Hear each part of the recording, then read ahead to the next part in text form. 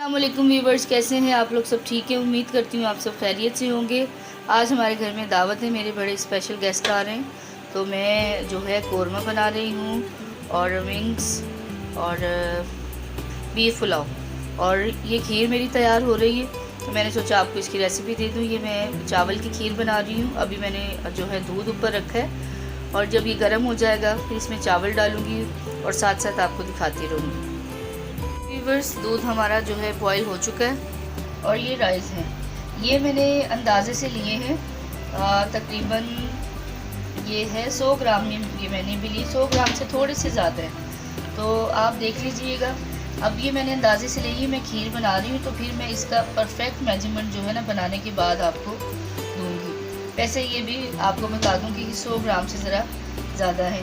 तो अब ये मैंने इसे ग्राइंड कर लिया था। देखिए, ग्राइंड करने से क्या होता है कि ज़रा खीर भी थोड़ी जल्दी बन जाती है और ज़रा आसानी हो जाती है। तो अब ये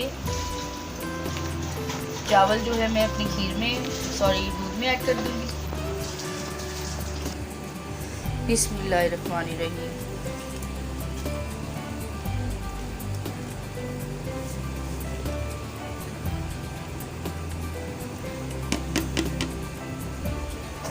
अब जो है मैंने डाल दिया है इसमें चावल, ये देखें।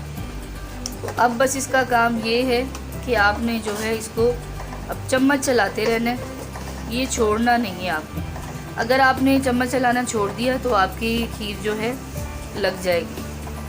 तो इसे आपने चम्मच चलाते रहना है लगातार।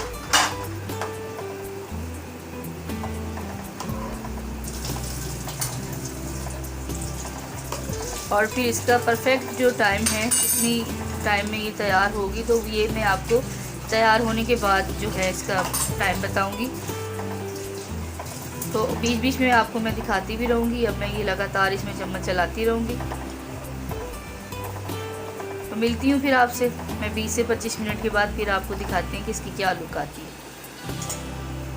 तो यहाँ मैं आपको एक चीज़ बता दूँ कि जब आप चावल को ग्राइंड करेंगे तो इस तरीके से इसमें इसके ऐसे ज़रा लम्स बन जाएंगे। तो ये आप जब चावल डालें तो ज़रा सा आपने ऐसे इस तरीके से करके इसके जो लम्स हैं उनको ख़त्म कर देना, ऐसे ऐसे करके। ठीक है जी।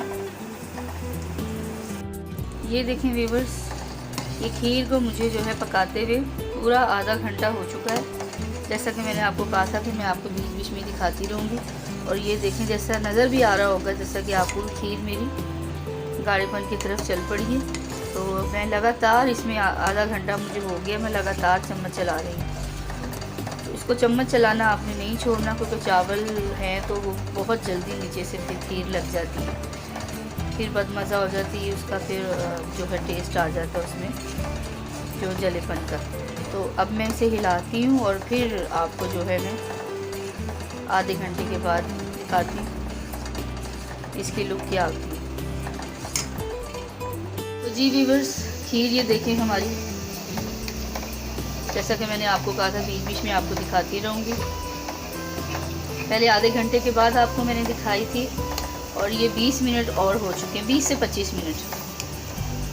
टाइमिंग आप काउंट करते रहिएगा, और ताकि आपको अंदाज़ा हो जाए कि कितनी देर में ये खीर तैयार होगी। और चावल जो है मैंने जैसा कि आपको बताया, ये परफेक्ट मेजरमेंट है, 100 ग्राम से थोड़े से ज़्यादा थे, और 2 किलो दूध था ये।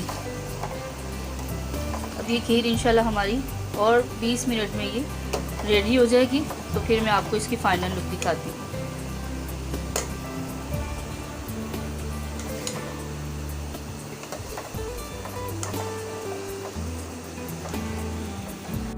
तो ये देखें व्यूअर्स, शुक्र अल्हम्दुलिल्लाह, अल्लाह के करम से ये देखें खीर हमारी बिल्कुल रेडी हो चुकी है। इससे मुझे पूरे जो है 2.5 घंटे लगे बनाने में। 11:30 बजे मैंने इसको बनाना शुरू किया था। ठीक है जी। और अब बज रहे हैं 2:30। तो अब ये मैंने इसमें 1 कप ये वाला जो है ये मैंने डाल दिया था पहले, 1 कप, और आधा कप मैंने डाला है। और आप अगर मीठा ज़्यादा कम पसंद करते हैं तो आप ज़्यादा डाल सकते हैं। तो हम ज़रा मीठा कम ही खाते हैं, तो इस वजह से मैंने इसमें 1.5 कप डाला है। तो आप देख लीजिएगा इसको। और मैं आपको ये एक टिप देती चलूँ कि खीर का मज़ा इसी में ही है कि आप चावल डालें दूध में और लगातार इस तरीके से चम्मच चलाते हैं। ठीक है। अभी इसको बनने में 2 से 3 मिनट हैं, क्योंकि जब इसकी बबलिंग स्टार्ट होगी ना तो फिर ये फ़ाइनल हो जाएगी। तो अभी आपको जो है जो मैं टिप देने जा रही हूँ वो बताते बताते आप देखेंगे कि इसमें बबलिंग स्टार्ट हो जाएगी।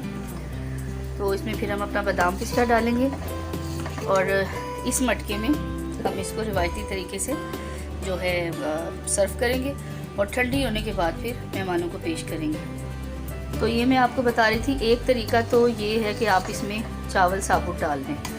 दूसरा तरीका क्या है कि लोग क्या करते हैं कि इसमें चावलों को जो है बॉईल कर लेते हैं और बॉईल करने के बाद डालते हैं, खोया भी डालते हैं। खोया चावल बॉईल करके आप डाल सकते हैं, लेकिन उसमें मज़ा नहीं आता जो इस तरीके से आप चावल डाल के जो लगातार चम्मच चलाएँगे और इसी में समझे ये खोया बन जाएगा, क्योंकि खोया भी ऐसे ही बनता है, दूध को पकाते रहते हैं हम तो खोया बनता है।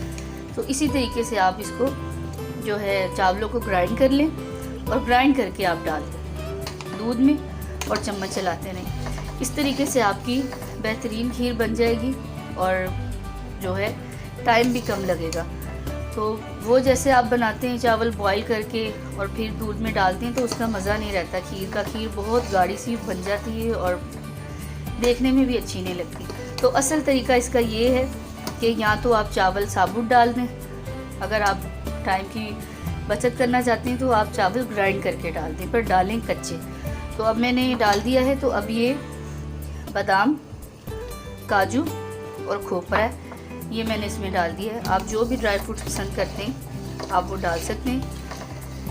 खीर हमारी तैयार है और मटके में डालने के बाद भी मैं आपको फिर इसकी फ़ाइनल लुक दे दूँगी। अब ये रेडी है, मैं फ्लेम को करती हूँ ऑफ। और ये देखें, आप गाढ़ी पतली पसंद करते हैं वो भी आप पे डिपेंड है कि आप किस तरीके से उतारना चाहते हैं। ज़्यादा गाढ़ी पसंद करते हैं तो और गाढ़ी कर लें, वैसे ये परफेक्ट है। इसको जब मैं मटके में डालूँगी तो फिर ये और गाढ़ी होगी, ये देखें।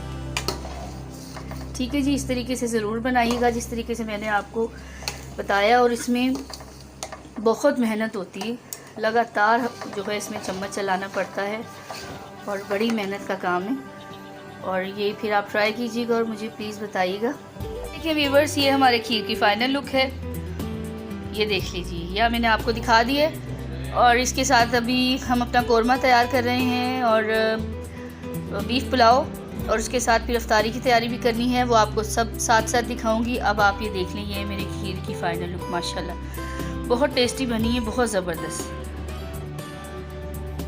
तो अब मैं दूसरे खाने की तरफ चलती हूँ और फिर इसकी भी आपको फ़ाइनल लुक देती हूँ।